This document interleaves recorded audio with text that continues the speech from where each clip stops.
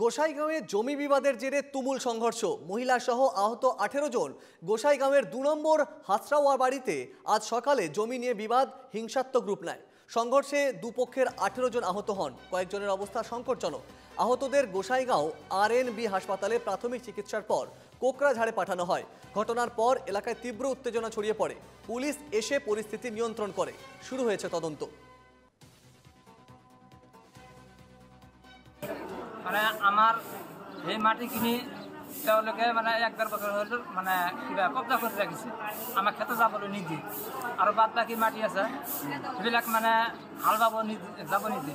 আমি হাল বাবলৈ গৈছিলোঁ। যোৱাৰ পিছত আমাক কি কৰিলে তেওঁলোকে মানে দাও ঠাও কিবা বন্দুক চন্দুক লৈ আহিছিল। মানে কব্বুজ নামৰ ল'ৰাটো মানে বন্দুক লৈ আহিছিল। বন্দুক মানে ফায়াৰিং কৰাৰ পৰা আমি দৌৰি আহি পেলাই বাধ্য হৈছোঁ, মানে আমাৰ কিছু লৈ যোৱা নাই।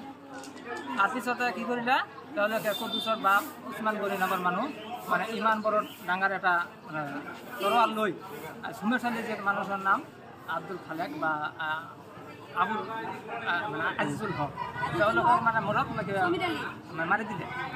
মাৰি দিয়াৰ পিছতে তেওঁলোকে অকণ হৈ গ'ল। আমি হাল্লা চিন্তা কৰাৰ পিছতে গাঁৱৰ মানুহ আহিলে, আহি আমাক উদ্ধাৰ কৰিলে। উদ্ধাৰ কৰাৰ পিছতে মানে 9 জনমান প্রায় সে সিরিয়াস অবস্থা, এখন বাঁচে না বাঁচে কোনো নিশ্চয়তা নেই। মানে আর ব্ল্যাক মানে আহত হয়ে আছে হসপিটালত। কোন দিনের ঘটনা? এটা ঘটনা আজি কিবার রবিবার 29 তারিখ।